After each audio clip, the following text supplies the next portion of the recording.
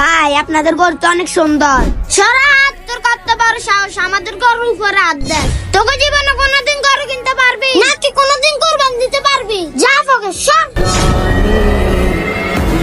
ভাইয়া ফকিরদেরকে বল আমাদের গরুর সামনে যেন না আসে। কি রে, তুই তোর বাইরে গরু কিনে দিতে পারস না?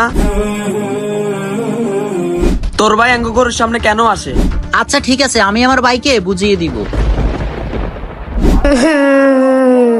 ভাইয়া আমরাও কোরবানি দেব, আমাদের জন্য গরু নিয়ে আসো। ভাই আমারও মন চাই কোরবানি দিতে, কিন্তু আমাদের কোরবান দেওয়ার মতো সামর্থ্য নাই। হে আল্লাহ, এই গরিবদেরকে কোরবানি দেওয়ার মতো তৌফিক দেন, আমিন। ভাইয়া ভাইয়া দেখো এই স্বর্ণের চেন। কি স্বর্ণের সেন? দেখি।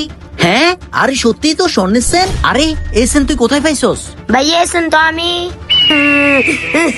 হে আল্লাহ, আপনি আমাদেরকে গরিব করে কেন পাঠিয়েছেন? না হলে আমরাও কোরবানি দিতে পারতাম। আরে আপনি কে? আমি আল্লাহ তাআলা, তিনি তো ফেরেশতা। আল্লাহ তাআলা তো দোয়া কবুল করছে। এই নে এই স্বর্ণের সেনটা তুই রাখ। এই সেন বিক্রি করে তোরা কোরবানি দিবি। বুঝছস ভাই, এটা আল্লাহ তাআলা আমাদেরকে সাহায্য করেছে। আপনি যদি মুসলমান হয়ে থাকেন তাহলে কমেন্ট বক্সে বলেন ঈদ মোবারক।